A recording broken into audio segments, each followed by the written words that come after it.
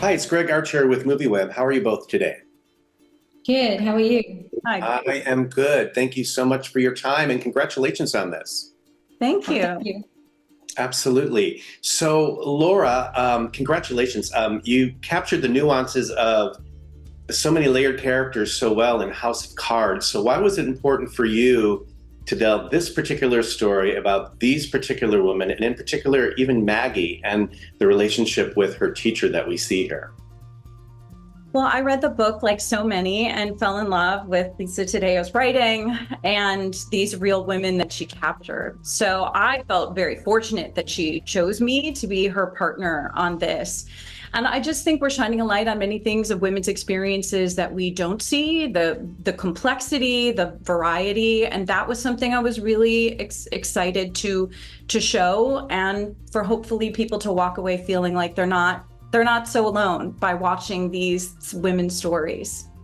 Right. Thank you for that. Maggie, I understand that when you read the book, you felt it was a page turner, but you had to pause at certain moments because it was bringing up emotion. Can you share a little bit more about that in your experience in reading the book and actually embodying this character of Maggie? I hadn't read the book until when I got the meeting through, hadn't read the book. So when I started reading the book, I couldn't believe how raw it was. And even from book to scripts, it was really important for me because there's so many Maggies out there that haven't had their voice heard. That's what really kind of stuck out for me.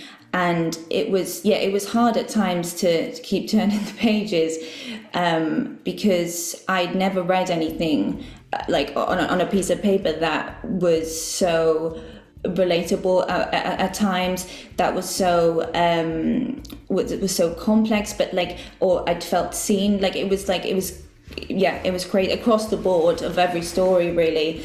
I'd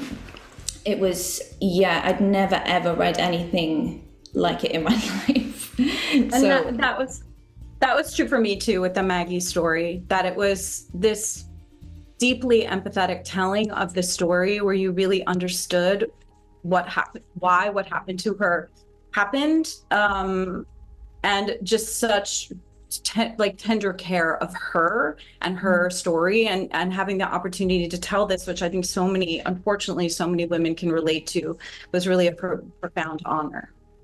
I thank you for that. I understand that the real Maggie served as a consultant. And so can you talk, either of you, about that? Yeah, so Maggie was very generous with coming into the writer's room and allowing me, who wrote her two main episodes, to ask questions and get more detail. And she was just she's very brave to have, done what she did and gone public.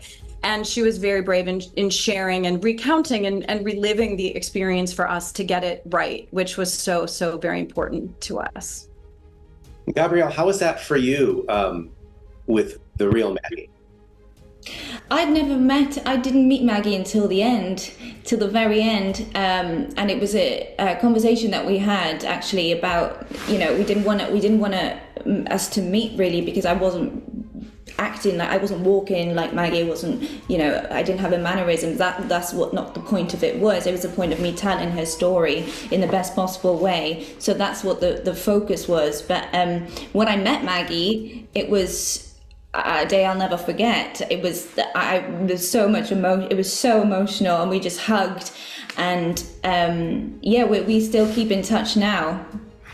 And it's a very special time in my life. I love that. Well, thank you so much. It's a powerful series. I was very captivated. Thank you so much. Thank you, Greg.